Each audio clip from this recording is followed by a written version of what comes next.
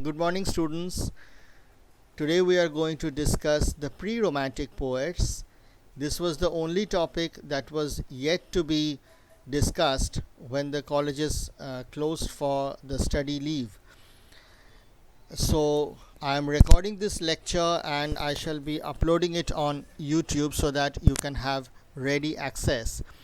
Don't worry if you miss out on something because I shall be sharing the handouts with you via WhatsApp.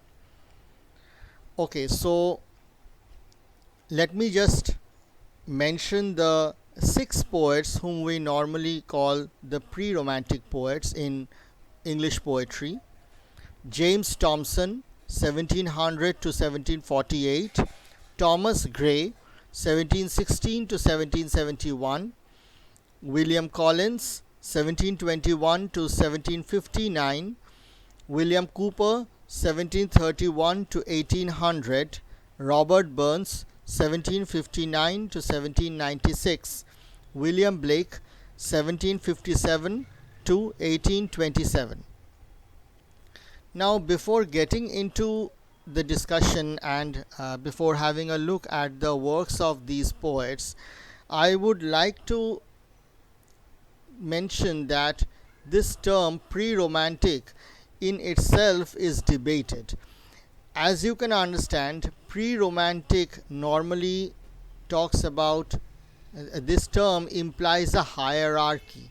So the pre-romantic poets are considered to be transitional and they are only read as precursors to the great romantic poets like Wordsworth, Coleridge, Keats, Shelley, and Byron. Now, this I have already mentioned in your class that nobody looks upon himself or herself as belonging to a transitional period.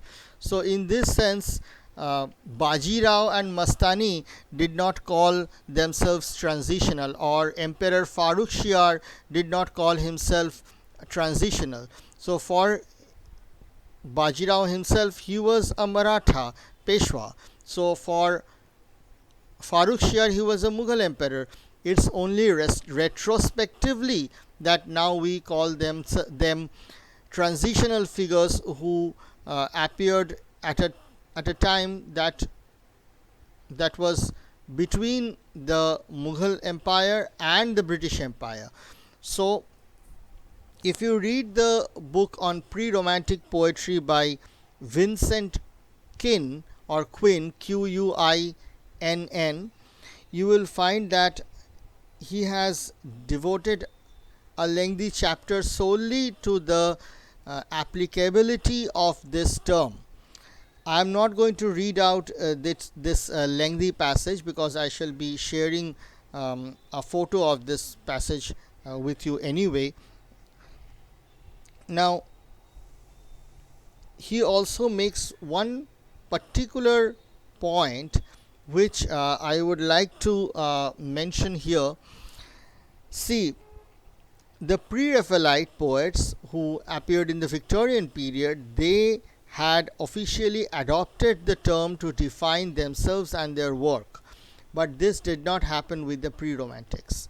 So it is very important that we take their work for their own sake.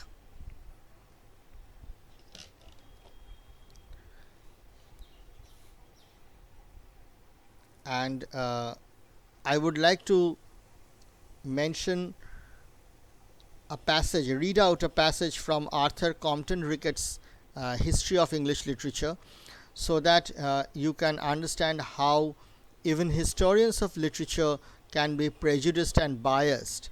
This is what Compton Rickett writes. The 18th century is an age of great prose, and until its close of second-rate poetry. In the closing years, a change took place in the character of the verse that gradually became more and more pronounced and finally led to the splendid outburst of romantic poetry in the dawn of the new century.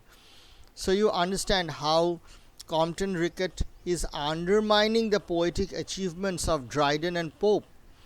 This is evidently an influence of Matthew Arnold, who said that Dryden and Pope are not poets but they are authors of prose. Um, so that is a very limited definition of poetry. Uh, Now we come to a very pertinent point made by Legui and Kazamian. So, Legui and Kazamian have pointed out that the rise of sentimentalism, we discussed sentimentalism just before starting with Samuel Johnson. Uh, so, I assume that you know what sentimentalism is. Legui and Kazamian have pointed out that the rise of sentimentalism is a movement emanating from within, and mentions poets such as Mark Akenside, who are not parted from the classical poets by any clear line. The return to nature in English poetry in the later part of the 18th century is one of the developments of sentimentalism, and the feeling for nature with Thomson springs from that realism of concrete description which is an essential element of classical art, and which already, even with the masters of the school, was sometimes tinged by a fond affection for natural scenery. So, according to Legui and Kazamian, the Romantic movement is an offshoot of sentimentalism, and sentimentalism in its turn can be related to or connected to the 18th century ideas themselves. So nothing happens in a day, or we cannot talk of a clear break off from the earlier traditions and ideas regarding poetry.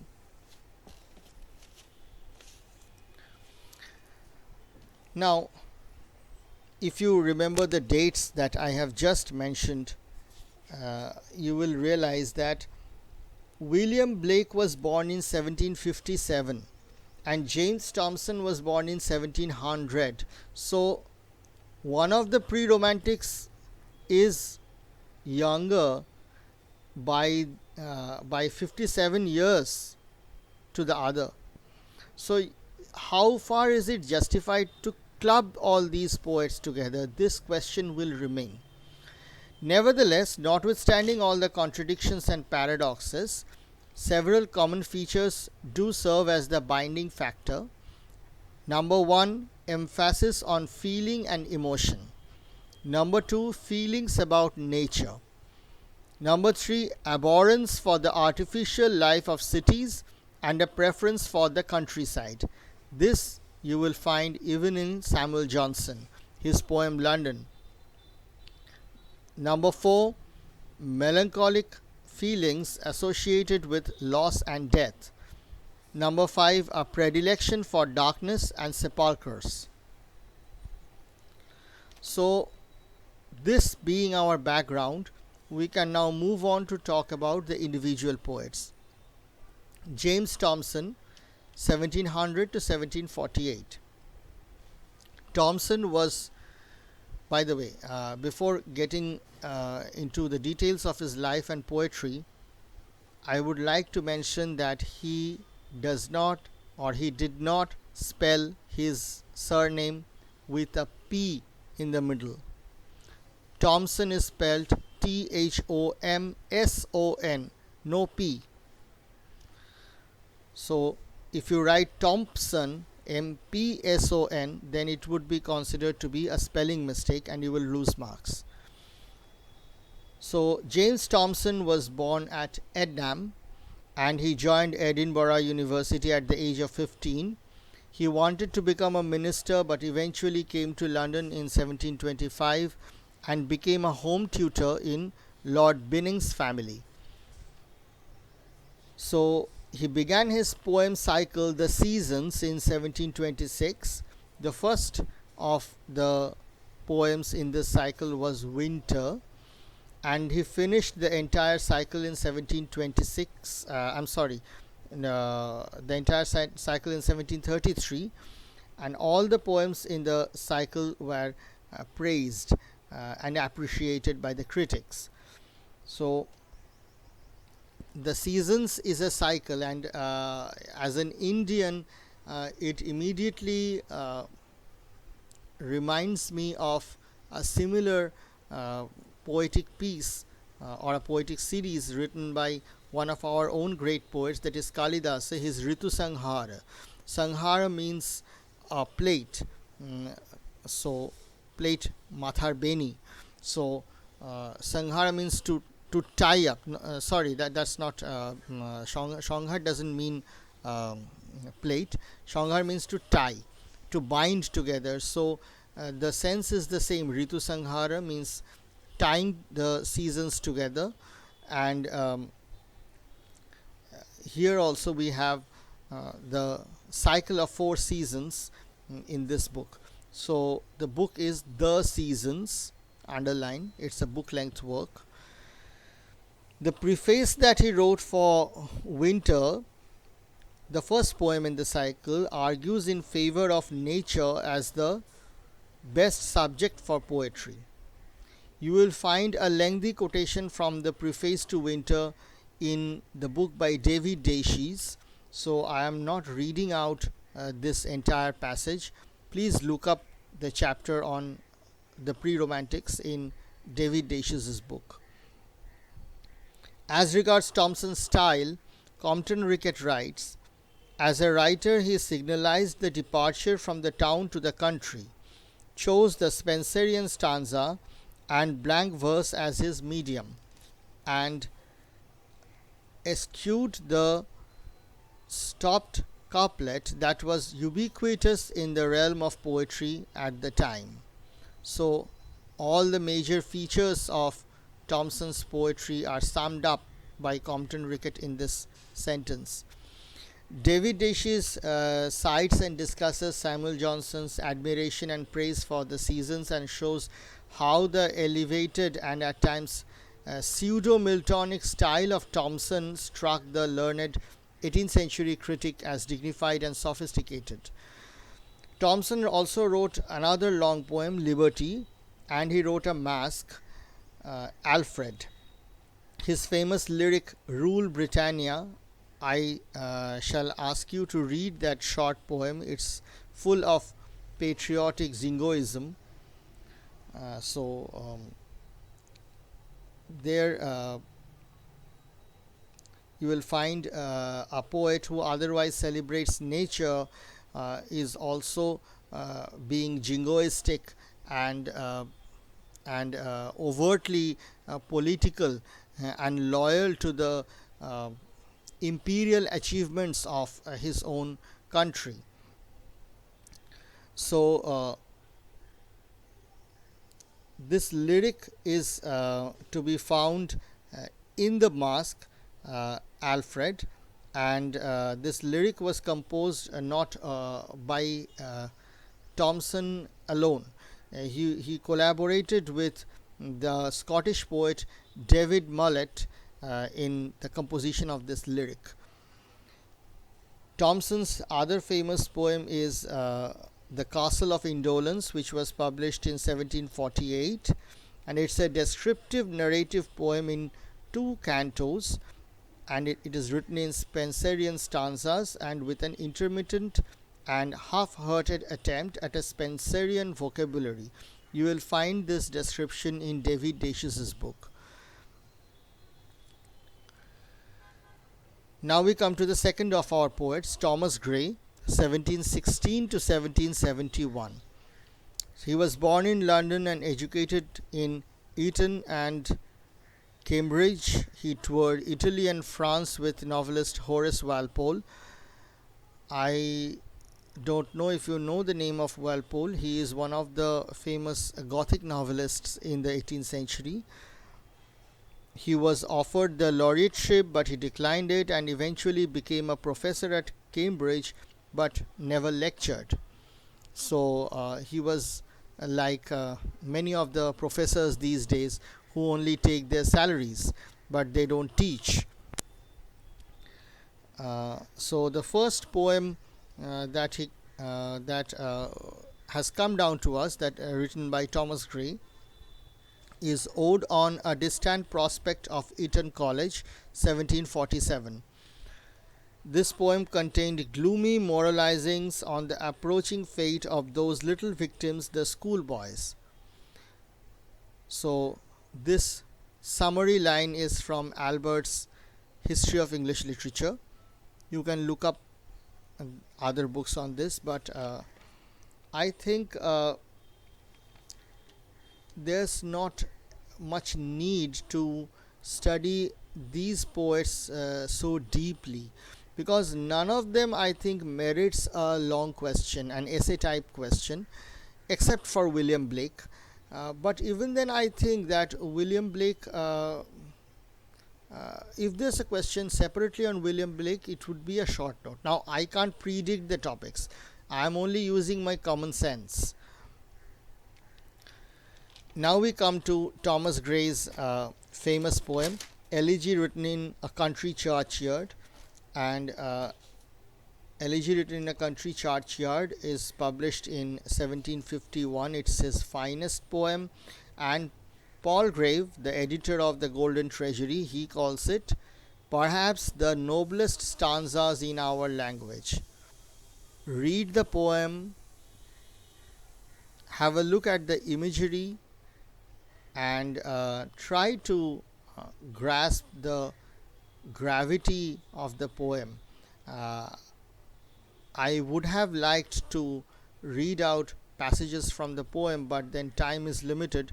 I can't do that. Pindaric Odes, a collection of odes. It was published in 1757. This remained an unsuccessful volume. So, with that, we come to the end of Thomas Gray. See how short the achievements of these poets are. So, I don't think there can be an essay type question on Thomas Gray. So, I am also briefly surveying the achievements of these poets. William Collins, 1721 to 1759. The two collections that are important are Persian Eclogues, 1742, and Odes, 1746. Odes is a collection of odes to pity, fear, simplicity, and kindred abstract subjects, and the most famous of these odes is Ode to Evening. So, if there's a long question on the pre-romantic poets, I would suggest that you quote from Thomas Gray's poem Elegy Written in a Country Churchyard, and also quote from Ode to Evening. These are really two famous and appealing poems. So, please quote a line from each. William Cooper, 1731 to 1800. Arthur Compton Rickett devotes quite a few pages to this poet and narrates how his life took unexpected tragic turns. So he was born to a rector, but his mother died when he was only 7. He was bullied in school. He also suffered from poor eyesight, and he started his career as a lawyer but met with little success and instead turned to poetry. His father died in 1763, and he attempted suicide because he lost his home. Then he recovered from the trauma. His fortune brightened, and he wrote 70 of what we call the Olney hymns. He wrote 70 hymns of the collection Olney hymns. Olney. Olney hymns is the name of the collection, and these he wrote while living in Olney. So the collection is named after the place where he was staying at that time. Olney Hymns was published in 1779. After this, there was once again a brief 3-year period of darkness in his life. Then, once again, his fortune resurfaced or resurged, and In 1782, he published a collection, Poems. The name of the collection is Poems, which, according to Albert, contains little that is noteworthy. Then he wrote a long poem in blank verse, The Task, Task, The Task.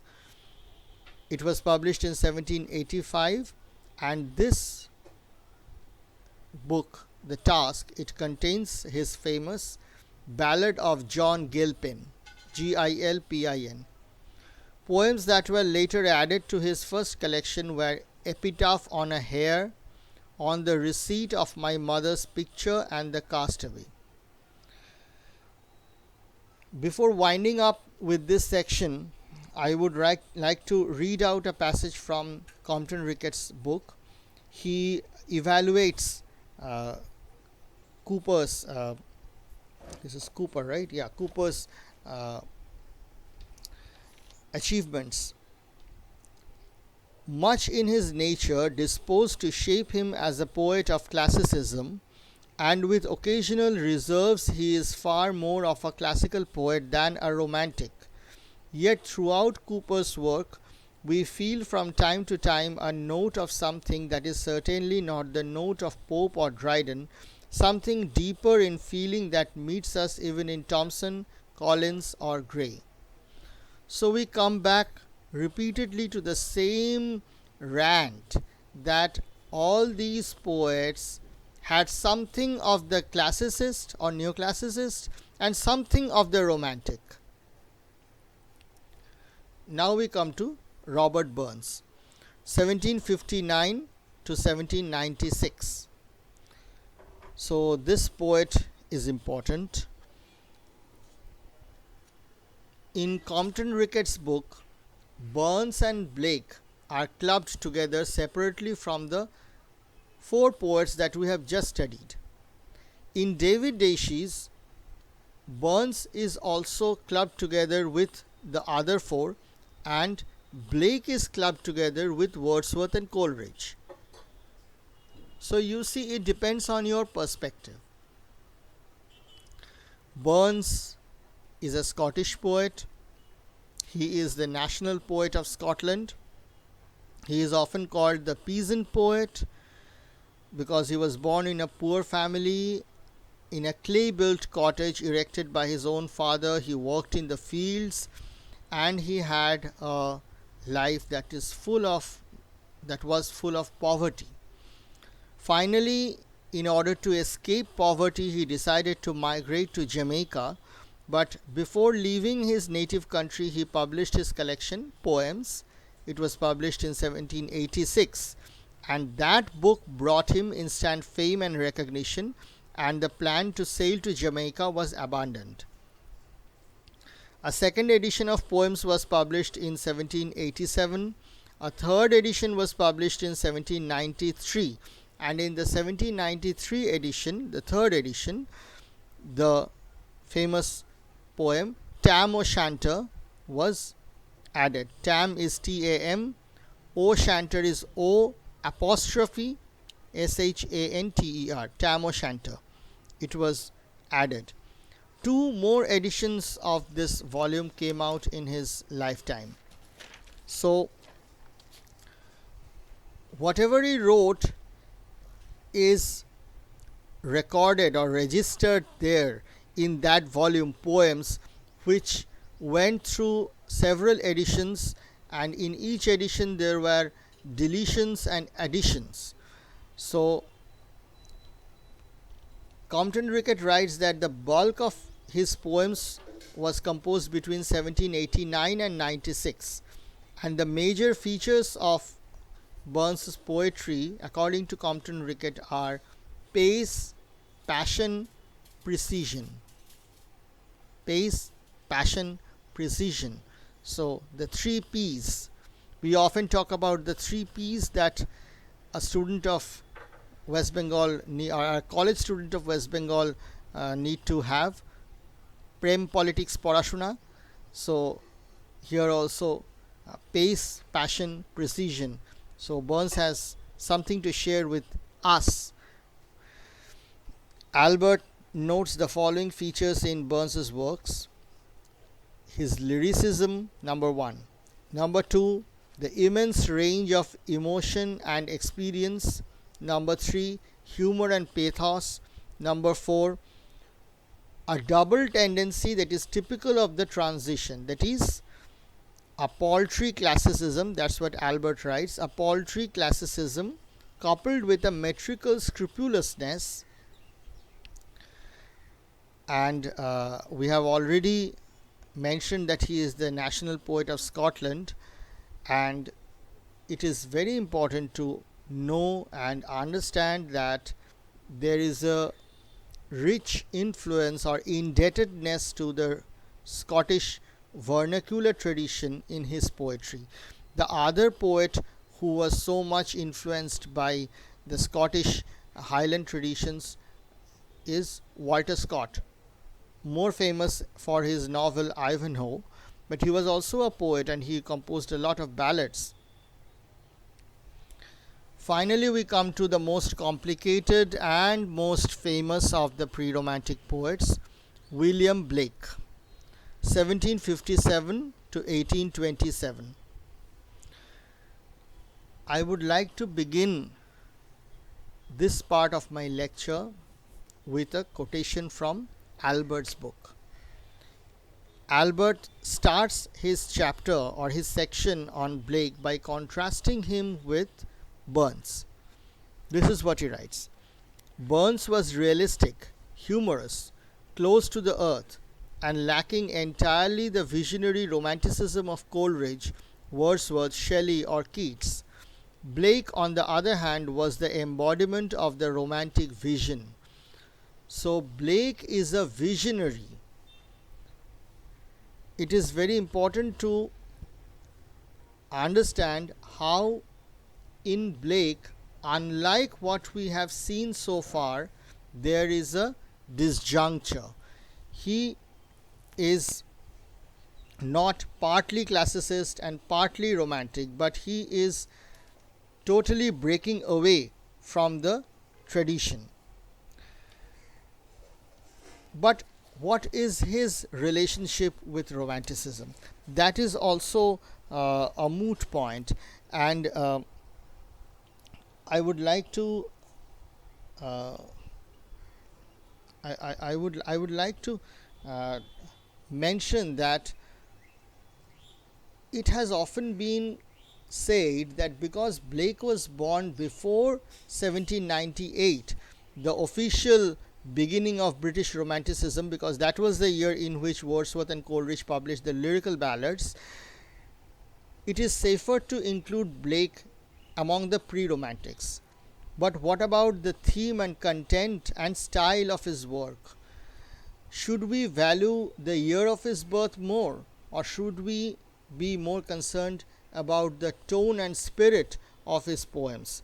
So there is a lot of debate as to whether Blake is a romantic or a pre-romantic. And even if he is a romantic, is he romantic in the sense Wordsworth or Coleridge or or Shelley or Byron is? And David Simpson's essay Blake and Romanticism is a very important place to start with for students who are beginning to read Blake. So in this essay, David Simpson writes, Fry is Northrop Frye, who has a book on Blake, Fearful Symmetry. That is a very good book on Blake, and if you have time and energy, please read the book. Northrop Frye thought that Blake did not fit in here. Here is Romanticism. Frye thought that Blake did not fit in here, and Peckham expressed his irritation at the results of others' efforts to make him fit, while for Bloom he was a major presence. Simpson then goes on to examine how Blake has been included and excluded by critics depending on the changing definitions of romanticism, because the definition of romanticism is not also static, it has undergone vicissitudes. Now we come to the life and works of Blake. 10 to 15 more minutes and my presentation would be over. Blake's father was poor, but he tried to ensure education for his son. And Blake was talented and he attended a drawing school at the age of 10. So most of his poems were engravings. You can always go online and see his paintings, and I would urge you to have a look at this book, the Norton edition on Blake, and it has a nice collection of his paintings also. Um, so most of the poems that he wrote, he carved them on his pictures, on his portraits. So Blake is remembered as one of the major painters in British history, though not as one of the major poets.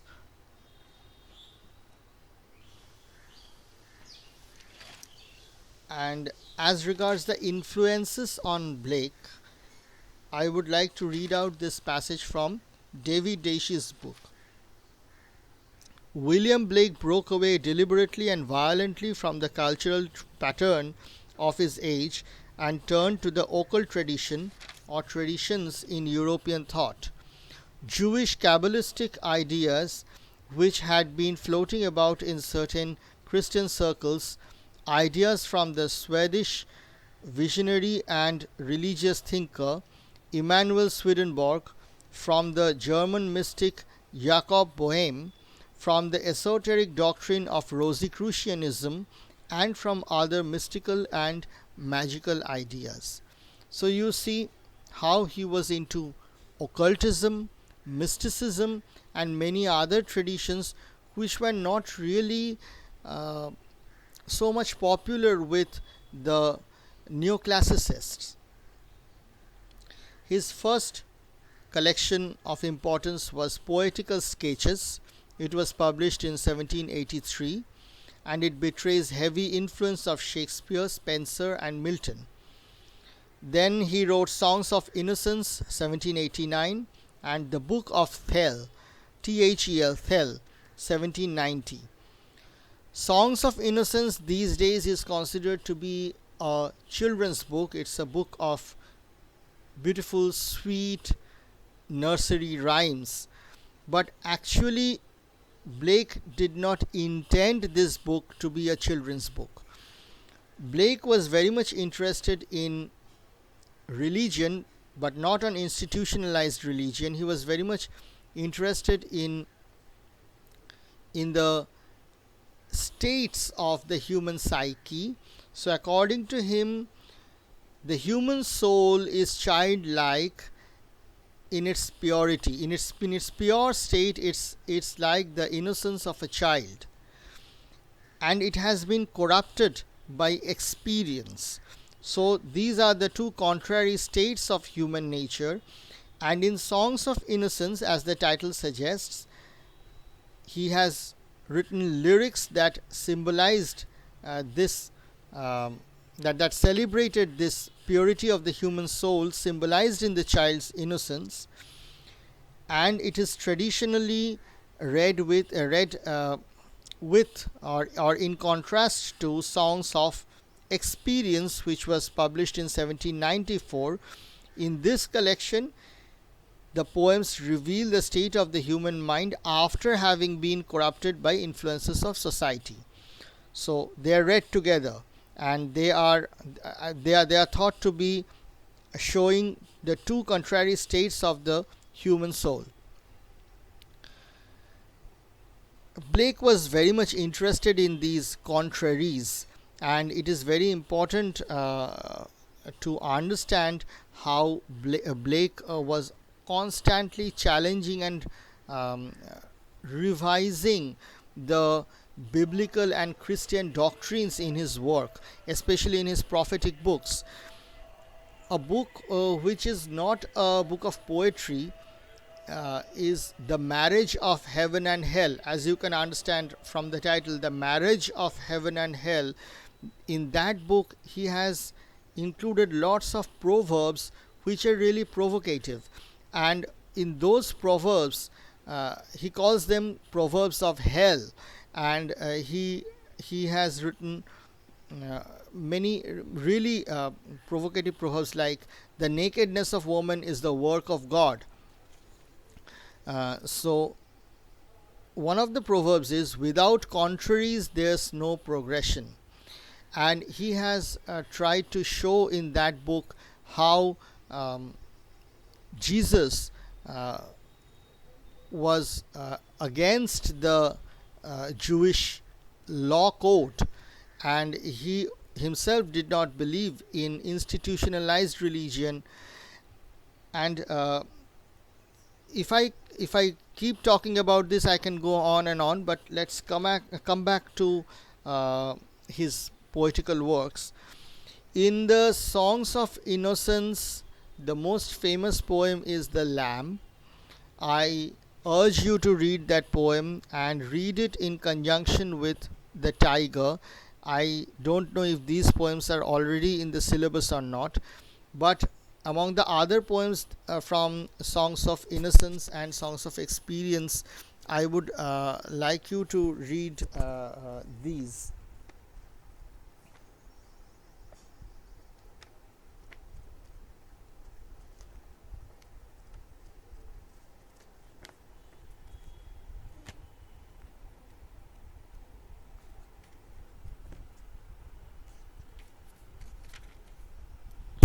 Read the introductory poem of Songs of Innocence. Read The Shepherd, The Little Black Boy, The Chimney Sweeper, The Little Boy Lost, and The Little Boy Found. You can choose to ignore the other poems, but I would suggest that reading more is always good. From Songs of Experience, I would suggest that you must read The Sick Rose, The Fly, then A Poison Tree. These are some of the poems that I suggest that you read and quote from. At least one or two poems you quote from in your answer.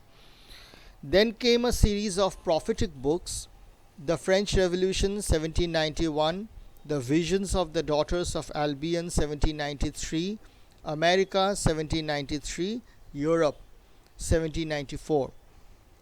And then came visionary works: the first book of Urizen 1794, the book of Ahania 1795, the book of Loss 1795, and the Song of Loss the same year 1795.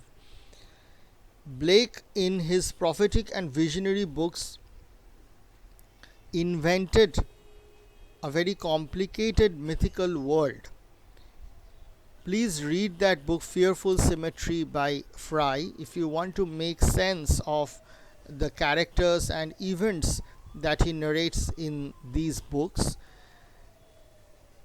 Actually, the war in his books is between reason and emotion.